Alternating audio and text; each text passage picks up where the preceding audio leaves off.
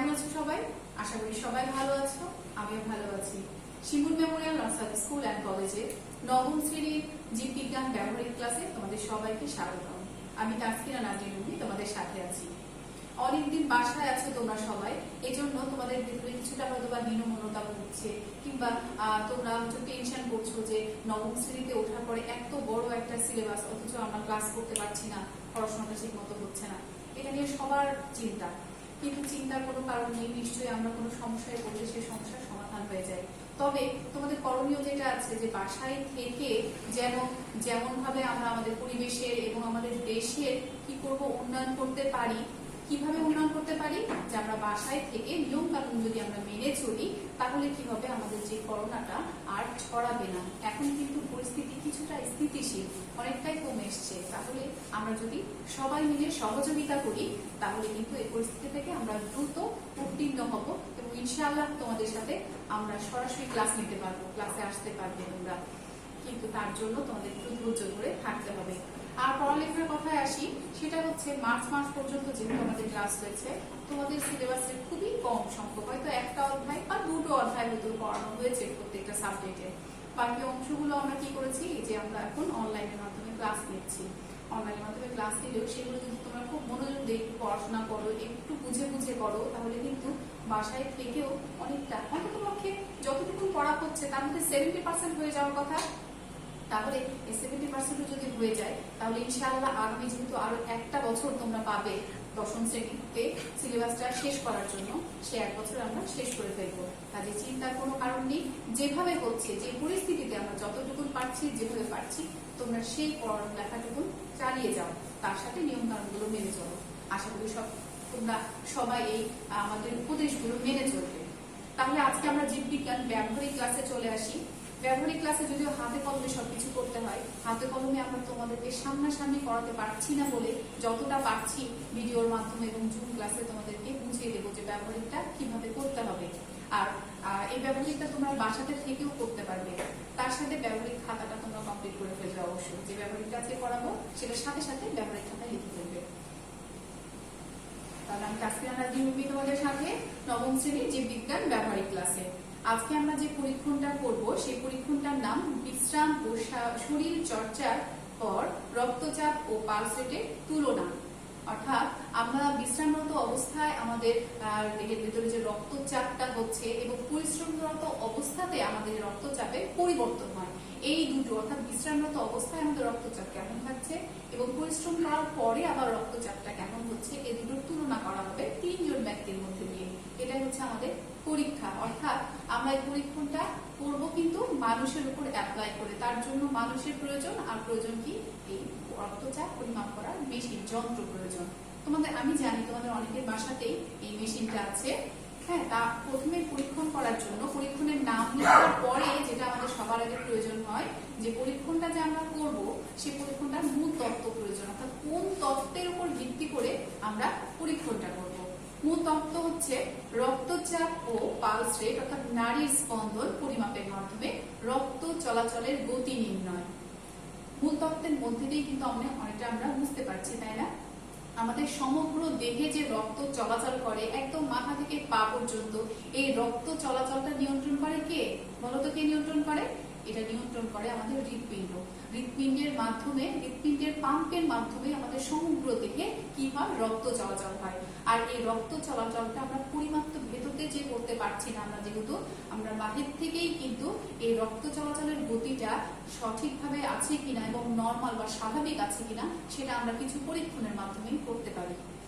কিভাবে করতে পারি? এক হচ্ছে আমরা নাড়ির চাপের মাধ্যমে করতে পারি, আরেকটা আমরা দেখবো এখনই একটি যন্ত্রের মাধ্যমে কিভাবে আমরা এই পরিমাপটা করব। আর এটা করার জন্য যেটা প্রয়োজন হবে, সেটা হচ্ছে কিছু উপকরণের প্রয়োজন হবে। প্রয়োজন হবে স্টপ ওয়াচ, বিপি, পরিমাপক যন্ত্র অর্থাৎ স্পিগমোম্যানোমিটার। কি এটার নাম?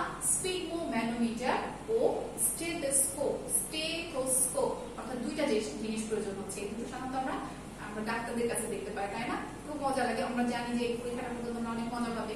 অন্তত কিছুটা হলেও তোমরা আমরা যে প্রাথমিক চিকিৎসা বলি, যখন বাসায় যদি কেউ খুব অস্থির হয়ে যায় বা মনে হচ্ছে যে সে তার খারাপ লাগছে, গা পা ঘেমে যাচ্ছে, বা ঠান্ডা হয়ে যাচ্ছে, চট করে তখন কি করতে হয়, আগেই বলে যে প্রেশারটা মাপার জন্য। তাহলে তোমরা যদি এই প্রেশারটা যদি মাপতে পারো, নিজের রক্তচাপটা যদি নিজেরা মাপতে জানো, তাহলে কিন্তু বাইরে চট করে সামান্য কাজের জন্য ডাক্তারের কাছে যেতে হবে না। তোমরা নিজেরাই বাবা মায়ের বা দাদা দাদি বা নানা নানির এদের রক্তচাপটা পরিমাপ করতে পারবে। তার জন্য শুধু দুটো মেশিন থাকা প্রয়োজন, একটা হচ্ছে স্পিগমো ম্যানোমিটার আর একটা হচ্ছে স্টেথোস্কোপ। এই দুটো তোমাদেরকে আমি দেখাবো। এইটা করার জন্য যা যা করা প্রয়োজন আমি তোমাদেরকে যে এখানে তোমরা যে দেখতে পাচ্ছ ইউটিউবে, তারপরে কিন্তু তোমরা স্ক্রিনশট নিয়ে রাখো। হ্যাঁ, প্লে করেও তোমরা দেখে দেখে খাতায় লিখতে পারো, কিংবা প্রয়োজনে স্ক্রিনশট নিয়ে রাখবে, কিন্তু পরীক্ষার খাতাটা ঠিক এইভাবে করেই কিন্তু লিখতে হবে। তাহলে কি কি আসলো, প্রথমে পরীক্ষণের নাম, তারপর মূলতত্ত্ব, তারপর হচ্ছে কি উপকরণ, এরপরে চলে আসলো কার্যপদ্ধতি। কার্যপদ্ধতি আমি আগে দেখে নিই, তারপরে তোমাদেরকে আমি ব্যবহারিকটা করে দেখাবো যে কিভাবে আমরা করছি। দেখো, প্রথমে কি আছে যে রক্তচাপ ও পালসের পরিমাপের জন্য 3 জন ব্যক্তিকে আমরা নির্বাচন করব, যে কোনো 3 জনকে। এখন সেই 3 জনের কিন্তু বয়স উল্লেখ করে দেওয়া আছে, নাম উল্লেখ করা আছে, তোমরা ইচ্ছা মতো নাম এখানে দিতে পারো।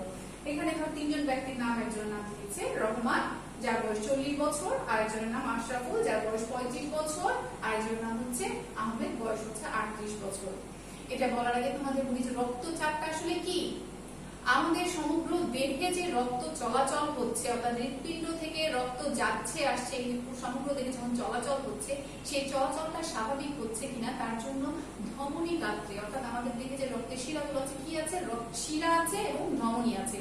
ধমনী গাত্রে যে রক্তের যে চাপটা অনুভব করি আমরা, সেটাকে বলছি কি রক্তচাপ। ধমনী গাত্রে একটা চাপ অনুভব করি, সেটা হচ্ছে রক্তচাপ। আসলে কিসে রক্তচাপ করে, রক্ত যখন চলাচল করে দ্রুত, যখন কোথাও দিয়ে যায় আর আসে, সেখানে চাপ অনুভূত হয়, সেটাকে বলছি আমরা রক্তচাপ। এখন এই রক্তচাপটা কেন হচ্ছে, সিস্টোল আর ডায়াস্টল মনে আছে তোমাদের, যখন হৃৎপিণ্ডটা সংকোচন হয় তখন সেটাকে আমরা কি বলছি, সিস্টোল বলছি, আর যখন প্রসারণ হয় সেটাকে বলি আমরা ডায়াস্টল। তাহলে এই যে যখন একটা হৃৎপিণ্ড একবার সংকোচন আর প্রসারণ, এই সংকোচন আর প্রসারণের মাধ্যমেই কিন্তু সমগ্র দেহে রক্ত সঞ্চালিত হচ্ছে। এই সংকোচন আর প্রসারণের কারণে কিন্তু আমাদের দেহে ধমনী গাত্রে আমরা একটা চাপ অনুভব করি, একবার যাচ্ছে একবার আসছে। আর এই সংকোচন আর প্রসারণটাই আমরা পরিমাপ করব, যে কতটা সংকোচন হচ্ছে কতটা প্রসারণ হচ্ছে এই পরীক্ষণের মাধ্যমে। একজন সুস্থ ব্যক্তির রক্তচাপ থাকে হচ্ছে কত, 120/80। এখন এই 120 যেটা, সেটাকে বলছি আমরা সিস্টোলিক চাপ, আর 80 যেটা, সেটাকে বলছি আমরা ডায়াস্টোলিক চাপ। উচ্চ রক্তচাপ বলি আর নিম্ন রক্তচাপ বলি। উচ্চ রক্তচাপ কি, উচ্চ রক্তচাপ হলো যখন সংকোচন হয়, হৃৎপিণ্ডের যখন সংকোচন হয়, অর্থাৎ হৃৎপিণ্ড থেকে তখন কি হয়, রক্ত সমগ্র দেহে ছড়িয়ে পড়ে, তখন কিন্তু আমাদের ধমনী গাত্রের চাপটা অনেক বেশি অনুভূত হয়, এটাকে বলি আছে আমরা সিস্টোলিক চাপ, অর্থাৎ উচ্চ রক্তচাপ। আর যখন প্রসারণ হয়, অর্থাৎ আবার আমাদের দেহ থেকে যখন পুনরায় হৃৎপিণ্ডে রক্ত প্রবেশ করে, তখন কি হয়, তখন কিন্তু নিম্ন চাপ হয়, এটাকে বলা হয় হচ্ছে ডায়াস্টোলিক চাপ। তাহলে আসলে দেখিনি আমরা এর পরবর্তীতে কি আছে। প্রথমে বিশ্রাম নেওয়ার পর এই 3 জন ব্যক্তির রক্তচাপ নির্ণয়ে প্রয়োজনীয় পদক্ষেপ গ্রহণ করি, অর্থাৎ 3 জন যে ব্যক্তির আমরা রক্তচাপ পরিমাপ করব, তাদেরকে আগে সুন্দর করে বিশ্রাম করানোর পরে তাদেরকে বসিয়ে রাখবো। বসানোর পরে রহমান চেয়ারে বসবাসরত অবস্থায় হাত টেবিলের উপরে রাখবে, খুব সুন্দরভাবে রিল্যাক্স ভাবে কিন্তু বসতে হবে এবং হাতটা টেবিলের উপর রাখতে হবে। বাম হাতের বাহুতে, আমরা জানি যে আমাদের হৃৎপিণ্ড কোন দিকে থাকে, বাম দিকে থাকে, তাই আমরা চেষ্টা করব বাম দিকে, অর্থাৎ বাম হাতে আমরা প্রেসারটা পরিমাপ করব। বাম হাতের বাহুতে বিপি পরিমাপক যন্ত্রের কাফটি জড়িয়ে নিব, একটা কাফ আছে, সেই কাফটাকে আমরা জড়িয়ে নিব। স্টেথোস্কোপের হেয়ার পিসকে কানে লাগিয়ে রক্তচাপ নির্ণয় করব। স্টেথোস্কোপের যেটা হেয়ার পিস সেটা লাগাবো, আর তাছাড়া সামনে যে অংশটা সেটা আমরা আবার বাহুতে রাখবো, এটা আমরা তোমাদেরকে দেখিয়ে দিব। স্পিগমো ম্যানোমিটারের পাঠ খাতায় লিপিবদ্ধ করি। একইভাবে আশরাফুল ও আহমেদের রক্তচাপও আমরা নির্ণয় করব, অর্থাৎ এই যে আমরা পরিমাপটা নিব, যখন নেওয়ার পরে সাথে সাথে কিন্তু রহমানেরটা নিলাম, নিলে লিপিবদ্ধ করলাম, তারপরে ঠিক একইভাবে চেয়ারে বসিয়ে বাম হাতে মেশিনটা লাগিয়ে আশরাফুল এবং আহমেদের রক্তচাপটা আমরা নিয়ে নেব। এবার তাদের হাতের কবজির উপরে আঙ্গুল রেখে 1 মিনিট পালস রেট নির্ণয় করব, অর্থাৎ নাড়ি স্পন্দন। নাড়ি স্পন্দন কোনটা, এই যে আমাদের হৃৎপিণ্ডের কি কি হচ্ছে, রক্ত চলাচল করছে, একবার যাচ্ছে আসছে, সেটা আমরা স্পন্দনটা নির্ণয় করি, নাড়িটা নির্ণয় করি হাতের কবজির এখানে তোমরা হাতের 4 আঙ্গুল নিয়ে এভাবে ঠিক এভাবে চেপে ধরবে। হ্যাঁ, একটু জোরে চেপে ধরে দেখবে যে এখানে যে ধমনীটা গেছে সেখানে একটা ব্লিঙ্কিং হচ্ছে, এরকম ওঠানামা করছে। আমরা 1 মিনিটে দেখবো যেটা কতবার হয়। তোমরা এক্ষুনি কিন্তু করতে পারো, এক্ষুনি হাতে দিয়ে আর একটা ঘড়ি নিবে, স্টপ ওয়াচ নিয়ে রেখে দেখবে 1 মিনিটে কতবার এটা হচ্ছে, পালসটা কতবার পাচ্ছি। সাধারণত একজন সুস্থ ব্যক্তির 60 থেকে 100 পর্যন্ত, মিনিটে 60 থেকে 100 পর্যন্ত পালস রেট যদি হয় তাহলে সে স্বাভাবিক। এর থেকে যদি বেশি হয় সেটাও অস্বাভাবিক, এর থেকে কম হলেও অস্বাভাবিক। তাহলে তারা আমার এরপরে কি করবে, নারী স্পন্দন নির্ণয় করার পরে করবো আমরা এরপর উক্ত 3 জন ব্যক্তিকে 10 মিনিট ব্যায়াম করতে বলবো। তাকে বলবো কি কোনো এক্সারসাইজ করতে, সে বাইরে দৌড়াদৌড়ি করে আসবে বা হাঁটাহাঁটি করে আসবে 10 মিনিট। হ্যাঁ, 10 মিনিট পরে ওয়ার্ম আপ করবে শরীরটাকে। তারপরে এবার পুনরায় আমরা তাদের রক্তচাপ নির্ণয় করবো, পালস রেটও নির্ণয় করবো। পালস রেট কিন্তু আমরা হাত দিয়েই নির্ণয় করতে পারছি, আর রক্তচাপটা আমরা নির্ণয় করছি কিভাবে, রক্তচাপ নির্ণয় করছি আমরা স্পিগমোম্যানোমিটারের সাহায্যে। এরপরে এই যে আমরা নির্ণয় করলাম, নির্ণয় করার পরে আমাদের একটা চার্ট করা প্রয়োজন। স্বাভাবিক অবস্থায় বা বিশ্রামের পর এবং ব্যায়ামের পর প্রাপ্ত পাঠ নিম্নরূপ ছকে স্থাপন করি, একটা ছক তৈরি করবো আমরা। এভাবে এরকম করে একটা ছক তৈরি করার পরে ওই যে প্রথমে বিশ্রামরত অবস্থায় কি রেটটা পেলাম এবং বিশ্রাম করার পরে পরিশ্রম করার পরে যে যা রেটটা পাবো এটা সুন্দর করে আমরা এখানে লিপিবদ্ধ করবো। দেখো পার্থক্যটা, রহমান যখন বিশ্রামরত অবস্থায় ছিলেন তখন তার রক্তচাপ ছিল 120/80, 120/80, আর তার নাড়ি স্পন্দন কত ছিল 73। কিন্তু সে যখন শরীর চর্চা করলো, ব্যায়াম করলো, তারপর দেখো তার বেড়ে গেল, কি হলো, সিস্টোলিক চাপটা কিন্তু বেড়ে গেছে, 130 হয়ে গেছে, 130/80, এবং তার নাড়ি স্পন্দন কিন্তু বেড়ে গেছে, 80 হয়েছে। কেন বেড়ে গেল? কারণ সে যখন দৌড়াদৌড়ি করেছে, সে যখন পরিশ্রম করেছে, তখন তার হৃদপিণ্ডটা আরো বেশি জোরে পাম্পিং হয়েছে। আর যখন বেশি জোরে পাম্পিং যখন হবে তখন কি হবে, রক্তের চাপটা বেড়ে যাবে অনেক দ্রুত। তখন কি হবে, হৃদপিণ্ডটা ওঠানামা করবে, সিস্টোলিক ডায়াস্টোলিকটা অনেক দ্রুত হবে, যার কারণে তখন কি হবে, রক্তচাপটা বেড়ে গেছে, যার কারণে নাড়ি স্পন্দন কিন্তু বেড়ে গেছে। ঠিক একইভাবে আশরাফুল এবং আহমেদের ক্ষেত্রেও হয়েছে। দেখো আহমেদের ক্ষেত্রে কিন্তু প্রথমে ছিল 110 আর 70/75, পরে আর হচ্ছে নারী স্পন্দন ছিল 78, কিন্তু পরিশ্রম করার পরে তার কি হয়ে গেল 135/80, এবং এবার হচ্ছে পালস রেটও বেড়ে গেছে, হয়ে গেছে 81। তাহলে এখান থেকে কিন্তু কি আমরা পার্থক্যটা দেখতে পাচ্ছি যে একজন মানুষ যখন বিশ্রামরত অবস্থায় থাকে তার রক্তচাপ আর নারী স্পন্দনটা যেমন থাকে, পরিশ্রম করার পরে তারটা আরো বেড়ে যায়। এরপরে পর্যবেক্ষণ করব, তার আগে আমরা আসো একটু সরাসরি একটু কি ব্যবহারটা একটু করে নিই। তাহলে আসো এখন আমরা সরাসরি দেখে নিই। আমার সাথে তোমাদের একজন মিস আছে, আমি মিসের প্রেসারটা মাপবো। এখন প্রেসারটা মাপার জন্য আমরা কি নিয়েছি, আমরা এখনই একটা মেশিনের কথা বললাম, তাই না, স্পিগমোম্যানোমিটার। এই যে এটা হচ্ছে স্পিগমোম্যানোমিটার। তোমরা একটু কাছ থেকে যদি দেখো তাহলে দেখো এখানে কতগুলো ডিজিট আছে, এখানে একটা কাটা আছে আর এখানে কতগুলো ডিজিট আছে। ডিজিটে দেখো লেখা আছে 20, 40, 60, 80, 100, 120, 140, 160, এরকম অনেকগুলো ডিজিট আছে। আমরা এই যে স্পিগমোম্যানোমিটারের এই পেপার, এই অংশটা যেটা, সেটা বাম হাতে এখানে লাগাবো, আর তারপরে এখানে একটা পাম্প করার একটা মেশিন আছে, এটা পাম্প করতে হবে। পাম্প করার ফলে এই কানাটা উঠে কিন্তু উপরে চলে আসবে। তোমরা অবশ্যই বাসায় এটা চেষ্টা করবে, আমি জানি যে তোমরা বাসায় চেষ্টা করে পারবে, অনেকে আবার পারো, আগে থেকেই পারো আমি জানি। দেখো আমি এখানে কোথায় লাগাচ্ছি, আর্মে, তাই না, নিচের আর্মে এখানে লাগিয়ে দিচ্ছি। এই অংশটা উপরে থাকবে, শক্ত করে লাগাতে হবে। হ্যাঁ, নাড়ি স্পন্দন তো শক্ত করে যদি না লাগাই তাহলে রক্ত চলাচল যে করছে, যে প্রেসারটা, সেটা তো আমরা বুঝতে পারবো না। এরপরে স্টেথোস্কোপ এর যে এয়ার পিসটা, সেটা আমি আমার কানে লাগাবো, কানে লাগালাম, আর এই অংশটা যেটা, সেটা লাগাবো এইখানে।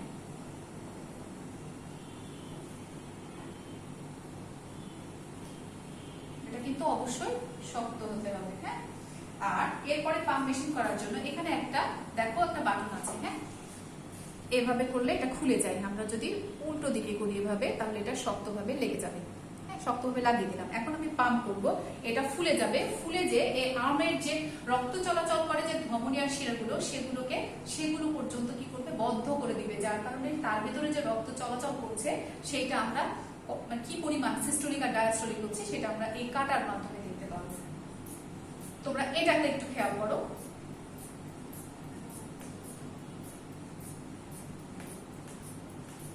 মনে হচ্ছে অনেকটাই দেখো ফুলে গেছে, টাইট হয়ে গিয়েছে।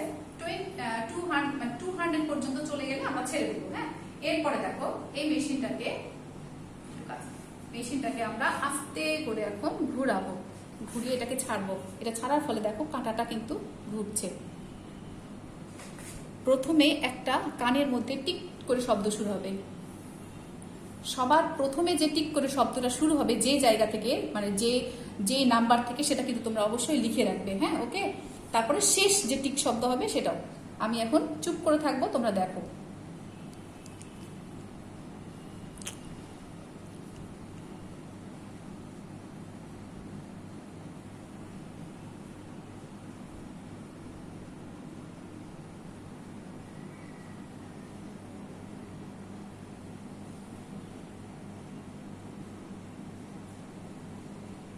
দেখো 120 ওখানে আমি একটা শব্দ পেয়েছি প্রথমে।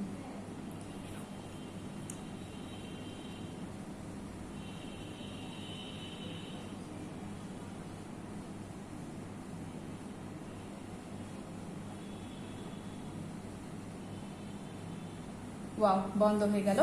ঠিক যখন 120-তে ছিল, এইখানে 120-তে যখন ছিল, ঠিক তখন আমি কানের মধ্যে একটা শব্দ পাচ্ছিলাম, টিক টিক টিক টিক করে, ঠিক 120-র এখানে।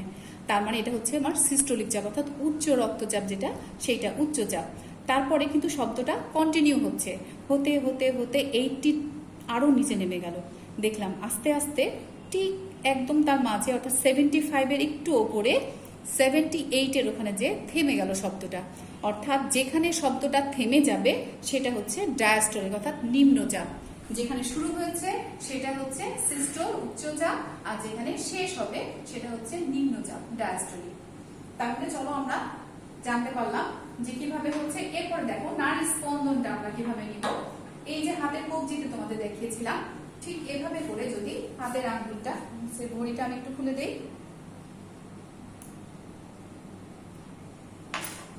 4 আঙ্গুল নিয়ে এভাবে করে চাপ দিবে এইখান দিয়ে। দেখো একদম ধারে না, ঠিক মাঝখানে, এখানে ধরে আমি একটা ঘড়ি নিব।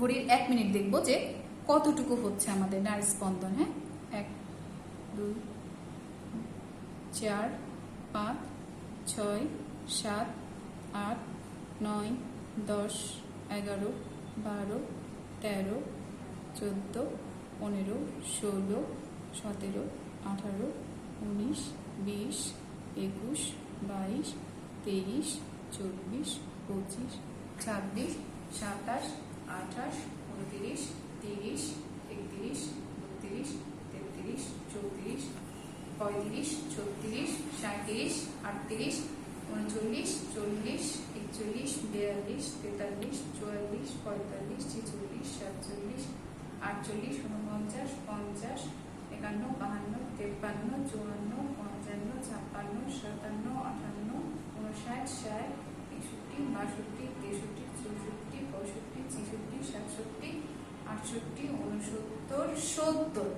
মিসের 1 মিনিটে তার নাড়ি স্পন্দন হলো 70 বার। আমরা বলেছিলাম না যে 60 থেকে 100-র মধ্যে হলে স্বাভাবিক। তাহলে মিসের কিন্তু প্রেশারটাও স্বাভাবিক আছে মোটামুটি। তার উপরেরটা ছিল 120 এবং নিচেরটা 78, অর্থাৎ 78 ছিল, এবং নাড়ি স্পন্দন 70। তাহলে এতক্ষণ কিন্তু আমরা একজন মিসের কি করলাম, আমরা রক্তচাপ পরিমাপ করলাম, আর হচ্ছে পালস রেটটা নিলাম, হাতের কবজিতে পালস রেটটা নিলাম, তাই না? এখন যদি বলা হয় মিস যদি এখন পরিশ্রম করে আসে, অনেক কাজ করে আসে, করার পরে যদি আবার পরিমাপ করি তাহলে কিন্তু এটা বেড়ে যাবে। হ্যাঁ, কারণ যখন আমরা কাজ করি, অনেক পরিশ্রম করি, তখন আমাদের হার্টবিটটা অনেক বেড়ে যায়, স্পন্দনটা অনেক বেড়ে যায়। স্পন্দন যখন বেড়ে যাবে, অর্থাৎ হার্টটা অনেক বেশি জোরে পাম্পিং হবে, তখন ধমনীর মধ্যে দিয়েও কিন্তু রক্ত চলাচলের যাতায়াত রাস্তাটাও কিন্তু অনেক দ্রুত হবে। আর দ্রুত হলে কি হবে, তখন আমার নাড়ির স্পন্দন যেটা পালস রেটটা সেটাও বেড়ে যাবে, আর উচ্চ রক্তচাপটাও তখন বেড়ে যাবে। নিম্ন রক্তচাপটাও মধ্যেও পার্থক্য হতে পারে। নিম্ন রক্তচাপের সাথে পার্থক্য কম হয়, উচ্চ রক্তচাপে পার্থক্যটা বেশি হয়। তাহলে দেখো এভাবে করে আমরা কিন্তু তিনজন ব্যক্তির মধ্যে কি করতে পারি, পার্থক্য করতে পারি পরিশ্রম করার আগে এবং পরিশ্রম করার পরে। পর্যবেক্ষণে কি আসছে, 3 ব্যক্তিরই ব্যায়ামের পর রক্তচাপ ও পালস রেট বৃদ্ধি পেয়েছে। তোমাদের দুটো যে চিত্র দেখা যাচ্ছে প্র্যাকটিক্যাল খাতাতে কিন্তু তোমরা এই দুটো চিত্র অবশ্যই আঁকবে, সাদা একটা পেজে দুটো চিত্র আঁকবে। হ্যাঁ, স্পিগমোমিটারের যে চিত্রটা এটাও আঁকতে হবে, আর তুমি যে নাড়ির বা পালস দেখছো তুমি, হ্যাঁ সেটারও একটা সুন্দর করে চিত্র পেন্সিল দিয়ে আঁকিয়ে ফেলবে, আর আজকে কমপ্লিট করে ফেলবে লিখে লিখে আগামী দিন অবশ্যই আমাকে দেখাবে, আমরা দেখবো। এছাড়াও এই ক্লাসটা কিন্তু তোমাদের জুনিয়র সরাসরি নেওয়া হবে। আশা করবো তোমরা ক্লাসটা করে অনেকটা হলেও উপকৃত হচ্ছ, আর সামনাসামনি যখন আসবে তখন আরো ভালোভাবে এটা বুঝতে পারবে।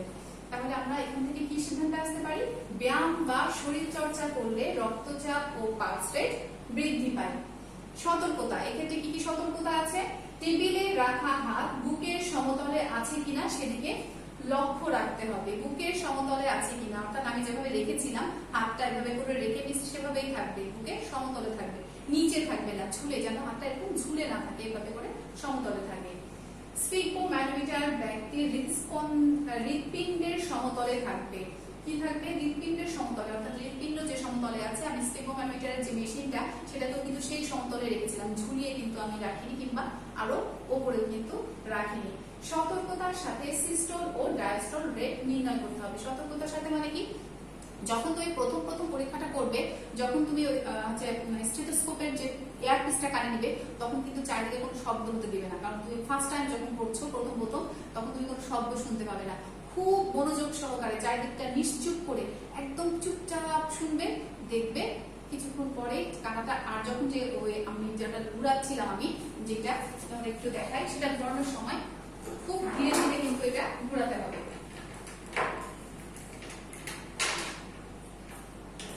যখন আমি বন্ধ করে দিয়ে পাম্প করলাম, তখন তো এটা বন্ধ করে দিয়ে পাম্প করেছি, কিন্তু যখন আমি রেটটা নিব, রেটটা নেওয়ার সময় এটা খোলার সময় খুব ধীরে ধীরে করতে হবে।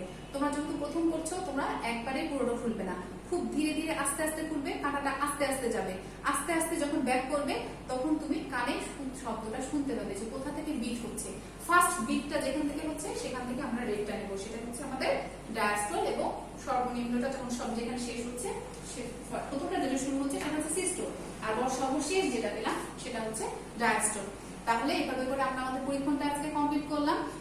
তোমরা চেষ্টা হলে পরে জানি উপকৃত হয়েছো, আর প্র্যাকটিক্যাল খাতায় সুন্দর করে কমপ্লিট করে ফেলো, আর নেক্সট ডে তোমাদের এই প্র্যাকটিক্যালের আবার ফিডব্যাক নেওয়া হবে। ঠিক আছে, তাহলে তোমরা এই ফিডব্যাকের আগে ক্লাসটা কমপ্লিট করে ফেলবে, নিজেরা ব্যবহারিকভাবে পড়বে, ব্যবহারিক খাতায় লিখবে, এবং ভালো থাকবে, সবাই সুস্থ থাকবে। আশা করি ব্যবহারিকটা তোমাদের ব্যবহারিক জীবনেও, অর্থাৎ বাস্তব জীবনেও কাজে লাগবে। তোমরা সবাই ভালো থাকো, সুস্থ থাকো, এই আশা করে আজকে এখানে শেষ করছি। ধন্যবাদ।